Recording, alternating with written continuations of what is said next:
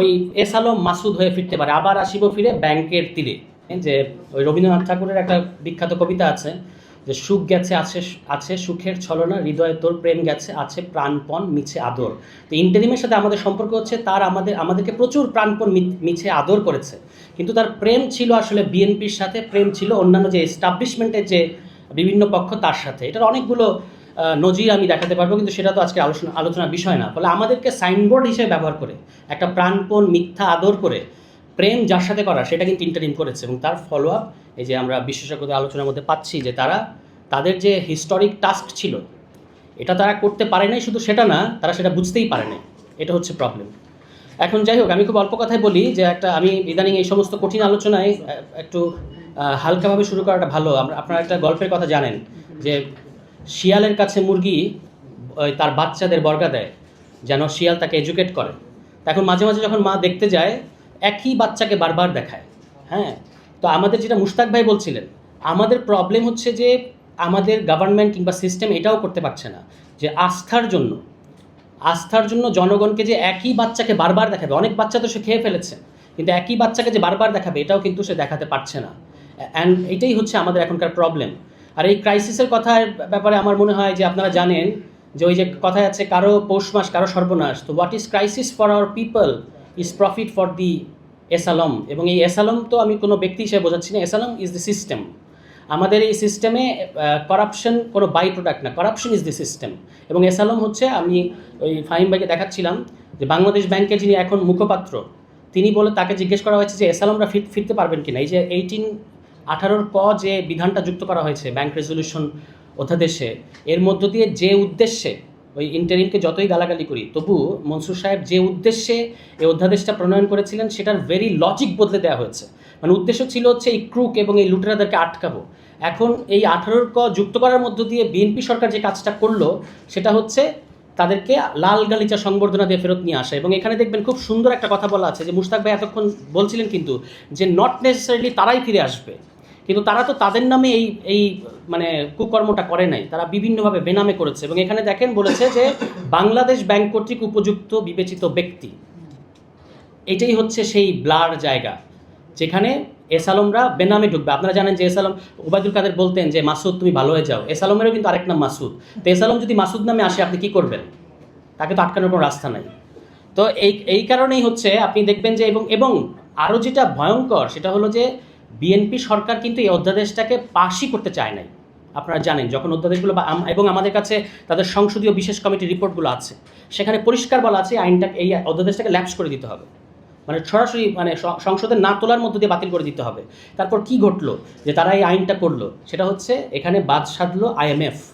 আপনারা জানেন যে আমাদের অর্থমন্ত্রী এবং ঋণ খেলাপি তো বলা যাবে না, এখন উনি সম্মানিত গভর্নর সহ যখন যে 14 সদস্যের একটা দল গেল IMF-এ, তখন তাদেরকে এই ব্যাপারেই প্রশ্ন করা হয়েছে যে আপনারা এই ব্যাংক রেজলিউশন অধ্যাদেশ প্রণয়ন প্রক্রিয়ার সাথে IMF এবং ওয়ার্ল্ড ব্যাংক খুব গভীরভাবে যুক্ত ছিল, ফলে তারা ইনস অ্যান্ড আউটস জানে। তারা জিজ্ঞেস করেছে যে আপনারা এটা বাতিল করে দিচ্ছেন কেন? তখন যেহেতু আমার লোন লাগবে, লোনের জন্য তারা তখন রাতের অন্ধকারে, যেটা এই পলিটিক্যালি বসানো যে গভর্নর তার বাংলাদেশ ব্যাংকও আপত্তি করেছিল যে না এই ধারাটা যুক্ত করাটা ঠিক হবে না, কিন্তু সকালবেলা এসে দেখা গেছে কোনো ধরনের আলোচনা ছাড়া এই ধারাটা যুক্ত করা হয়ে গেছে, কারণ আমার লোন লাগবে। এখন লোন তারা পায় নাই, কেন পায় নাই? কারণ ওই যে আপনি শিয়াল যেমন মুরগিকে একই বাচ্চা বারবার দেখায়, আপনি একবার জনগণকে ফ্যামিলি কার্ড দেখাচ্ছেন, আরেকবার জনগণকে কৃষক কার্ড দেখাচ্ছেন, কিন্তু আসলে তো আপনার টাকা নাই এবং আপনার লোন লাগবে, কিন্তু সেই লোন আপনি পান নাই। কেন? কারণ আপনার রেভিনিউ কালেকশনের, তারা বলেছে রেভিনিউ কালেকশনের শোচনীয় মানে পুয়ার পারফরমেন্স বাংলাদেশের। অন দ্য আদার হ্যান্ড আপনি শুধু একের পর এক ব্যয়ের উইন্ডো খুলছেন। আপনি জানেন যে ফ্যামিলি কার্ড নিয়ে আপত্তি করেছে IMF, সেই ফ্যামিলি কার্ডের প্রচার এবং প্রসারের জন্য 412 কোটি টাকার অলরেডি সরকার সিদ্ধান্ত নিয়েছে যে 412 কোটি টাকা তারা শুধু বিলবোর্ড এগুলোতে খরচ করবে। আমাদের মনে পড়ে গেল যে শেখ হাসিনাও তো আপনাদের চেয়ে ভালো ছিল। শেখ হাসিনা 100 কোটি টাকা বাজেট রেখেছিল মুজিব বর্ষে, আপনারা 412 কোটি টাকা শুধুমাত্র আপনাদের এই অ্যাডভার্টাইজমেন্টের জন্য করবেন। কৃষককে আপনারা কৃষক কার্ড দেবেন, অন দ্য আদার হ্যান্ড কৃষক ন্যায্য মূল্য পাচ্ছে না। মানে এটা একটা তামাশা ছাড়া আর কি, যে বছরে তাকে আপনি 2500 টাকার একটা সলিম বুঝ দিচ্ছেন, কিন্তু কৃষক আসলে যে আপনার ইশতেহারে বলা আছে যে ন্যায্য মূল্য দেবো আমরা কৃষককে, সেই কৃষককে আপনি তার উৎপাদন খরচের চেয়ে কম তার কাছ থেকে কিনছেন, চাল গম এবং ধান কিনছেন। তো তো এই ব্যাংক রেজলিউশন অধ্যাদেশের ব্যাপারে, ব্যাংক রেজলিউশন অধ্যাদেশটা বিএনপি সরকার প্রথমত করতে চায় না, কিন্তু আইএমএফের চাপে করেছে, কিন্তু আবার যেহেতু করতে বাধ্য হয়েছে এমন একটা ধারা এখানে যুক্ত করেছে যেন ওই এস আলম মাসুদ হয়ে ফিরতে পারে, আবার আসিব ফিরে ব্যাংকের তীরে।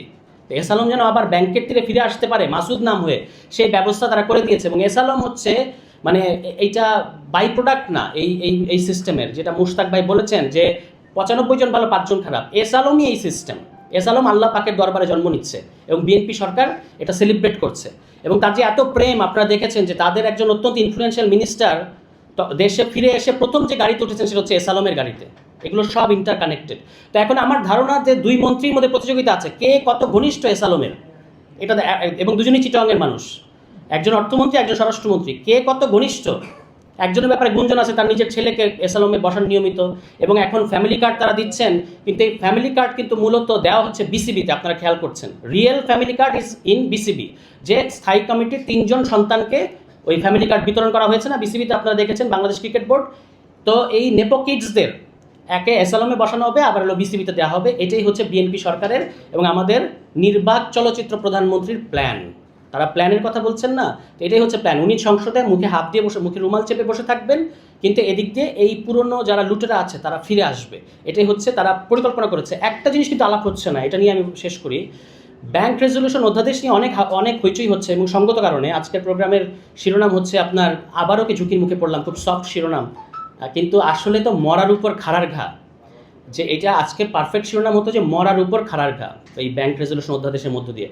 তার চেয়ে ভয়ঙ্কর যেটা, সেটাই আমি বলতে চাচ্ছি, যে বাংলাদেশ ব্যাংক অর্ডার 2025, এটা নিয়ে আমি খুব একটা আলোচনা করতে দেখি না, কোথাও আলোচনা হচ্ছে না, যে বাংলাদেশ ব্যাংক অর্ডার 2025, যার মধ্য দিয়ে বাংলাদেশ ব্যাংককে এই ধরনের ক্ষেত্রে, যে মার্চ মাসে, শুধুমাত্র মার্চ মাসে সরকার 20,000 কোটি টাকা ছাপিয়েছে। সংসদে গিয়ে 3 জনের ইনপুট নিয়ে প্রধানমন্ত্রী এটুকু বলতে পেরেছিলেন যে না আমরা টাকা ছাপাবো না, আর অর্থমন্ত্রী পত্রিকায় সাক্ষাৎকার দিয়ে বলেছেন যে না আমরা অর্থ ছাপানোটা, টাকা ছাপিয়ে করাটা আমাদের পলিসি না, আমরা বিনিয়োগ বান্ধব, অনেক সুন্দর সুন্দর কথা। কিন্তু তারা কিন্তু 20,000 কোটি টাকা ছাপিয়েছে মার্চ মাসে। এখন বাংলাদেশ ব্যাংক অর্ডারটা এই জন্য জরুরি ছিল যে তারা গভর্নমেন্টকে এটা বলবে যে নো ইউ কান্ট, কিন্তু আপনি যদি আপনার অতীত জুনিয়র কলিগকে বাংলাদেশ ব্যাংকে বসান তাহলে তো সে এটা বলতে পারবে না। ফলে ওই অর্থনীতিতে এটা খুব কমন কথা, যারা ম্যাক্রো ইকোনমিক্সের 101 পড়েছে, যে 1 টাকা আপনি ইনজেক্ট করলেন মানে এটা 5 টাকা তৈরি করবে। ফলে এটা হবে ওই দুধের মধ্যে পানি ঢালার মতো ব্যাপার, মানে আপনার মনে হবে পরিমাণ অনেক বেড়েছে কিন্তু আসলে পুষ্টিগুণ নাই। তো এই ব্যাংক অর্ডারটা এই জন্য দরকার ছিল, যে ব্যাংক অর্ডারটা তারা করলো না। ব্যাংক অর্ডার 2025 করলে বাংলাদেশ ব্যাংক সংবিধিবদ্ধ প্রতিষ্ঠান থেকে একটা সাংবিধানিক প্রতিষ্ঠানে পরিণত হতো, এবং সরকারের যে পলিটিক্যাল খেয়ালখুশি, সেই পলিটিক্যাল খেয়ালখুশিতে তারা একটা বাদ সাধতে পারতো, কিন্তু এটা কোনো সরকারই চায় না। তারা এখন ওই গরিবের ঘোড়ারোগের মতো তারা আপনার টাকা ছাপিয়ে হচ্ছে ফ্যামিলি কার্ডে বিলাসিতা করবে। এটা হচ্ছে সরকারের পরিকল্পনা। এই কারণে আমি আপনাদেরকে অনুরোধ করবো যে বাংলাদেশ ব্যাংক অর্ডার 2025 নিয়ে আরও বেশি কথা বলেন।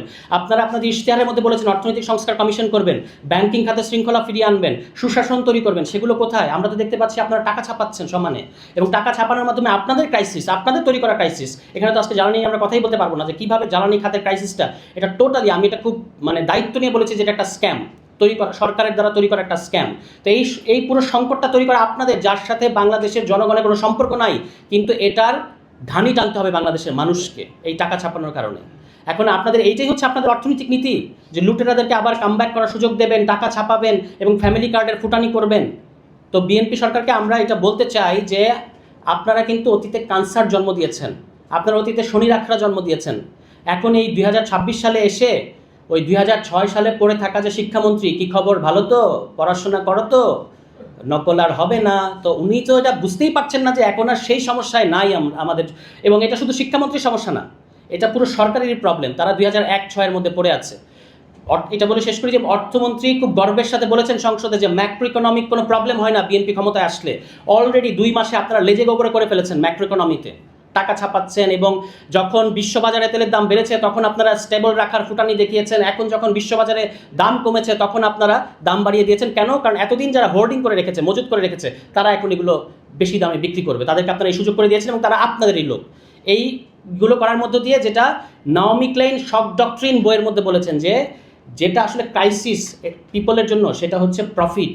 এই যে এই ক্রুক পলিটিশিয়ান এবং ক্রুক যারা বিজনেসম্যান এবং তাদের যে সিন্ডিকেটের মধ্যে যারা আছে, তারা হাজার হাজার কোটি টাকা অলরেডি কিন্তু মানে মুনাফা করে ফেলেছে এই ক্রাইসিসের মধ্য দিয়ে। সবাই ভালো থাকবেন, আসসালামু আলাইকুম।